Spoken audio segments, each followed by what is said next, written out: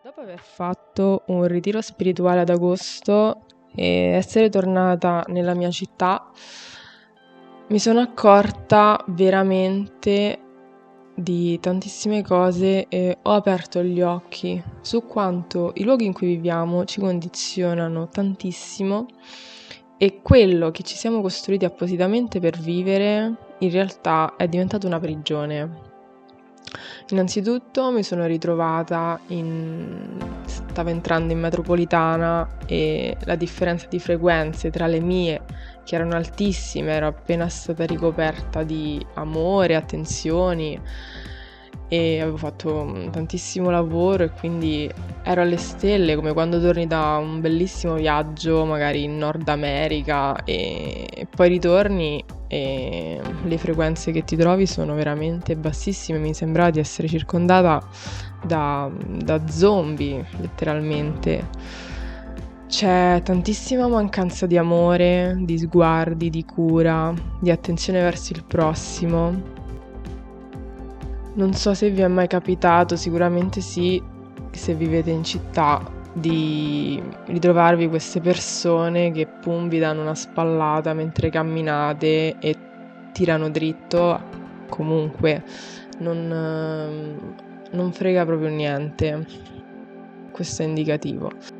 Inoltre gli edifici che ci siamo costruiti per vivere in realtà ci isolano, non riusciamo a formare una comunità in questo modo, ma c'è quasi una paura dell'altro e la paura dell'altro porta a non ricevere amore, a non dare amore e quindi non ci sarà nessuna felicità, perché la felicità viene dalla condivisione, un tipo di felicità viene dalla condivisione. Quindi in questi edifici in cui ci siamo rinchiusi abbiamo la dispersione, l'alienazione. Viviamo in edifici quadrati, rettangolari, ma in realtà la vita è un cerchio. I cicli delle stagioni sono dei cerchi, il ciclo della luna è un cerchio, i pianeti sono cerchi, la Terra è un cerchio. Quindi il vivere in planimetrie quadrate sicuramente non ci aiuta. Questo i Lakota, il gruppo nativo americano del Nord America, l'aveva capito.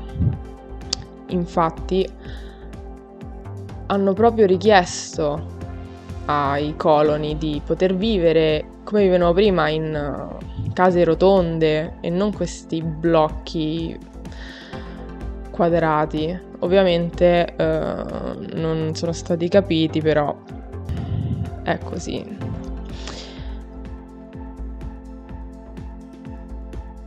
Il cemento che abbiamo in strada ci limita il contatto con la madre terra.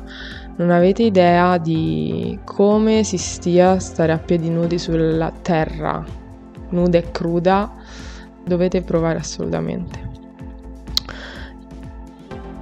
In città non c'è nessun contatto con gli alimenti naturali o comunque è minimo e quindi, non essendoci il contatto con la natura, non c'è neanche contatto con noi stessi, non riusciamo più a codificare quello che sentiamo dentro.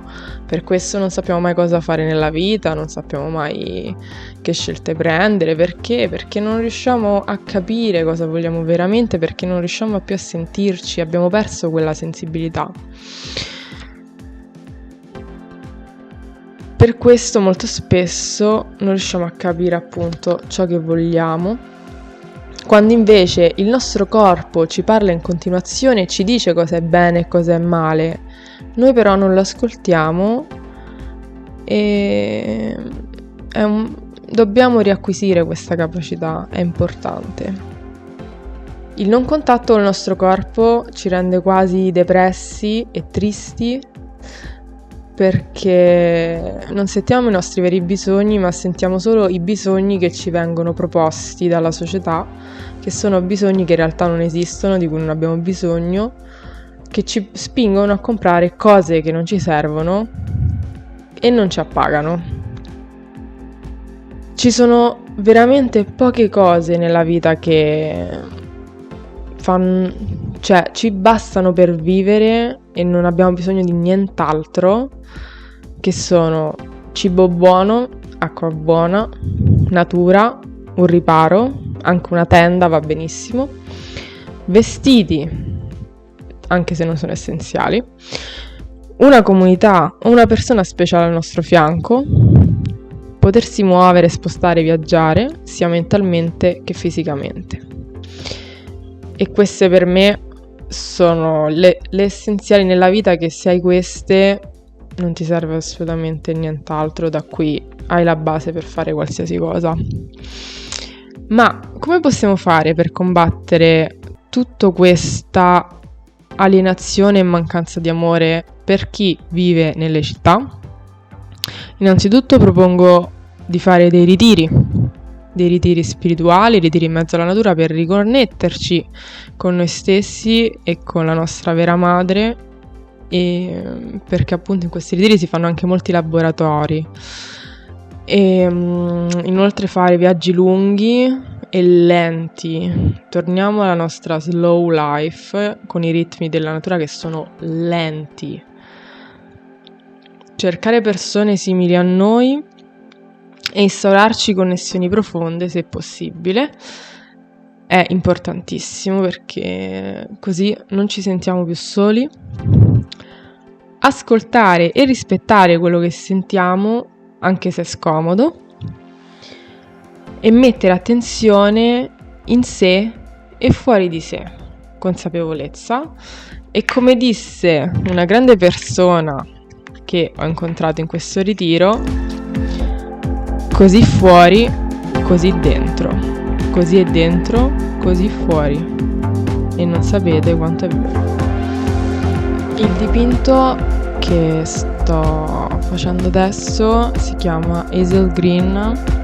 In italiano non esiste come parola, ma appunto è quel tipo di occhio, quell'iride che ha colore sia nocciola marrone sia verde, e appunto il mio occhio. E come potete vedere sto creando un cerchio, una sfera, che si riferisce sempre a quello che ho detto prima, al ciclo, alla ciclicità della vita, al fatto che la forma della vita, il femminile della vita, è un cerchio. L'occhio, perché l'occhio vede tutto, quasi a rappresentare un terzo occhio, ma anche a voler rappresentare un pianeta allo stesso tempo. Quindi è una sorta di dipinto metafisico in cui ognuno può interpretarlo come meglio crede, ma io personalmente lo vedo così. E un guardare noi stessi rappresenta, un guardare noi stessi a livello sia interno, l'occhio appunto, che esterno, il pianeta, perché alla fine poi siamo un tutt'uno. Le forme che ci sono sulla Terra sono anche le stesse forme che ci sono nell'universo.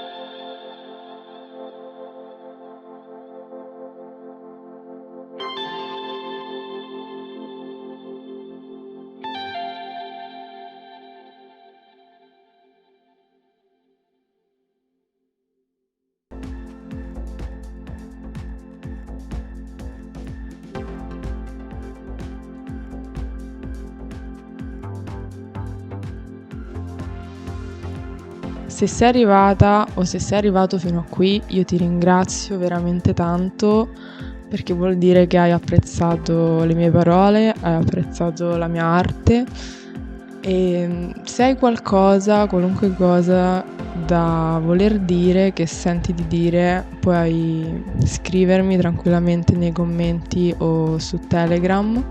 Vi lascio il link in descrizione. E non è vero, su Telegram non potete scrivere, però potete scrivermi nei commenti o sui social. Comunque grazie, al prossimo video.